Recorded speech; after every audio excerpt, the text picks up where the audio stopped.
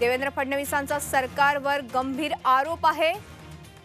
सरकारने कोरोना मृतांचे आकडे लपवलेत असा आरोप देवेंद्र फडणवीस यांनी केलाय। घरातल्या 600 मृत्यूंची नोंद नाहीये असं देखील देवेंद्र फडणवीस म्हणतात।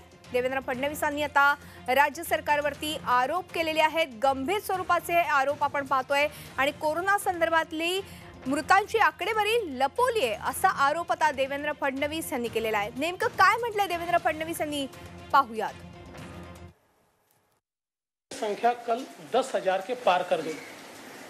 आज देश में कोरोना के जितने मृत्यु हुए हैं उसमें 46% मृत्यु अकेले महाराष्ट्र में है और अभी भी मुंबई महानगर पालिका ने 600 ऐसी मौतें जो कोरोना से ग्रसित है लेकिन घर में हुई है इनको रिकॉर्ड पर नहीं लिया है।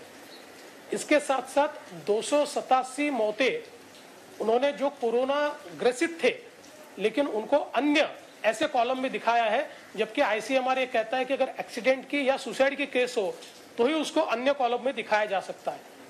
तो एक प्रकार से कोरोना के आंकड़े छिपाने का जो प्रयास राज्य सरकार की ओर से किया जा रहा है उसका खामियाजा लोगों को भुगतना पड़ रहा है। महाराष्ट्र में मौत लगातार बढ़ रही है और मैं तो ये कहता हूं कि मुंबई की अगर आप हालत देखें तो मुंबई में आज भी 5-5.5 हजार से ज़्यादा टेस्टिंग नहीं किया जा रहा और जो टेस्टिंग होता है उसमें रेट ऑफ इन्फेक्शन 25%, 24%, 22% ऐसा लगातार हर दिन हमको दिखाई पड़ता है।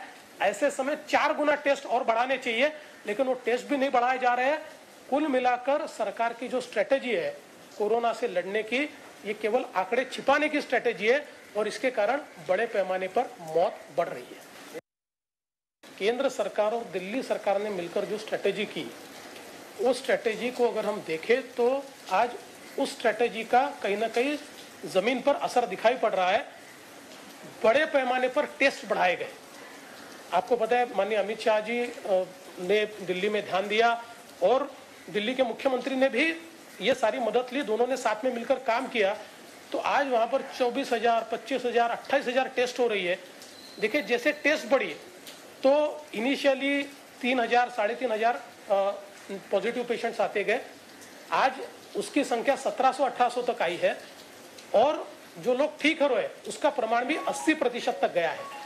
और इसलिए इससे सीधा ये ध्यान में आता है कि अगर इन रेट ऑफ इन्फेक्शन ज़्यादा है तो हम टेस्ट ज़्यादा करें। जहाँ रेट ऑफ इन्फेक्शन कम है वहाँ टेस्ट बहुत बढ़ाने की आवश्यकता नहीं है, लेकिन अगर रेट ऑफ इन्फेक्शन ज़्यादा होगा तो टेस्ट बढ़ानी पड़ेगी।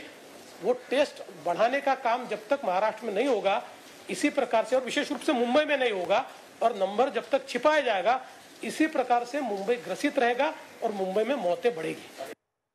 जेव्हापासून आपण कोरोनाचं संक्रमण झालेलं आहे खास करून राज्यामध्ये तेव्हापासून खरं तर कोरोनाचे रुग्ण वाढतच चाललेले आहेत आणि आता हा आकडा खरं तर दिवसेंदिवस वाढत चाललेला असताना देखील राज्य सरकार हे आकडे लपवत असल्याचा आरोप आता विरोधी पक्षनेते देवेंद्र फडणवीस यांनी केलेला आहे। माजी मुख्यमंत्री देखील होऊन गेलेले आहेत ते आणि आता त्यांनी असं सांगितलंय की घरातल्या 600 मृत्यूंची नोंद नाहीये आणि एकूणच आकडा लपवण्याचा प्रयत्न राज्य सरकारकडून केला जातोय आणि देवेंद्र फडणवीस यांनी आता एकूणच राज्य सरकारवरती पुन्हा एकदा आरोप केल्याचं आपण आत्ताच ऐकलेलं आहे।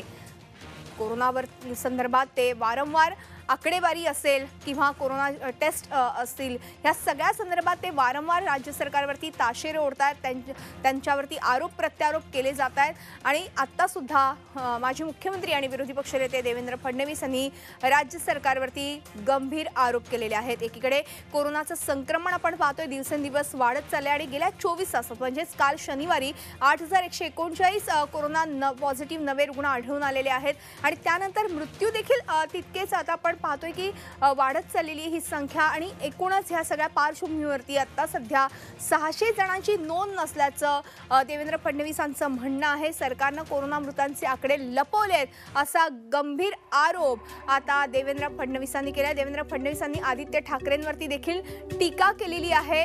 नया है वह असं फडणवीसांनी आपल्या ह्या वक्तव्यादरम्यान म्हटलेलं आहे। देवेंद्र फडणवीसांनी आदित्य ठाकरेंवरती देखील टीका केलेली आहे। आपण पाहतोय देवेंद्र फडणवीसांनी जसे राज्य सरकारवरती आरोप केले तसेच आदित्य ठाकरे यांच्यावरती देखील आरोप केल्याचं समोर येत आहे। राज्य सरकारनं कोरोनाचे मृत्यू लपवलेले आहेत आणि ह्या सगळ्या कोरोनाच्या पार्श्वभूमीवरती देवेंद्र फडणवीसांनी आदित्य ठाकरेंवरती काय आरोप केलेत ते देखील ऐकूयात. नया है वो. खरं म्हणजे काय आहे बघा, तुम्हाला एक सांगतो की मुख्यमंत्र्यांना जे योग्य वाटतात त्यांना मंत्री बनवता येतं, पण मंत्री बनवल्याने शहाणपण येतच असं नाही ना. त्यामुळे ठीक आहे, तर ते नवीन आहे, बोलतायत. मला असं वाटतं माझ्यासारख्या माणसाने त्याच्यावर फार काही प्रतिक्रिया देऊ नये.